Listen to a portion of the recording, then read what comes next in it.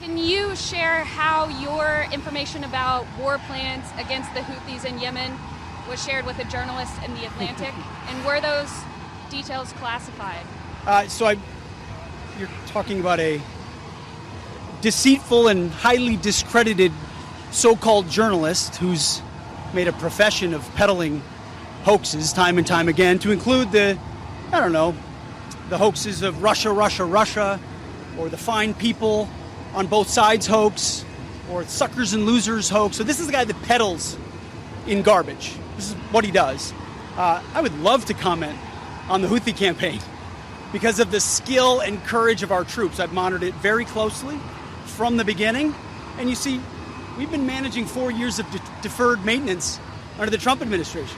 Our troops, our sailors were getting shot at as targets. Our ships couldn't sail through. And when they did shoot back, it was purely defensively or at shacks in Yemen. President Trump said, no more. We will reestablish deterrence. We will open freedom of navigation, and we will ultimately decimate the Houthis, which is exactly what we're doing as we speak from the beginning, overwhelmingly.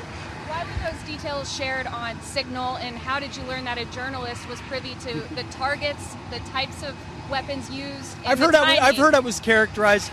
Nobody was texting war plans, and that's all I have to say about that. Right, Thank you. Appreciate it. That's it. Mr. President, your reaction to the story in The Atlantic that said that some of your top cabinet officials and aides had been discussing very sensitive material through Signal and included an Atlantic reporter for that. What is your response to that? I don't know anything about it. I'm not a big fan of The Atlantic. To me, it's a magazine that's going out of business. I think it's not much of a magazine, but I know nothing about it. You're saying that they had what? They were using Signal to coordinate on sensitive materials and having to do with what? Having to do with what? What were they talking about? With the Houthis. The Houthis? You mean the attack on the Houthis? Right. Well, it couldn't have been very effective because the attack was very effective. I can tell you that. I don't know anything about it. You're telling me about it for the first time. Anybody else?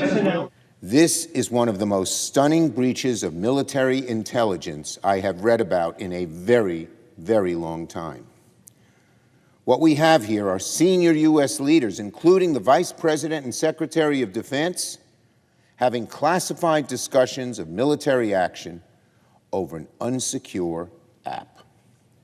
It's bad enough that a private citizen was added to this chain, but it's far worse that sensitive military information was exchanged on an unauthorized application, especially when that sensitive military information was so important.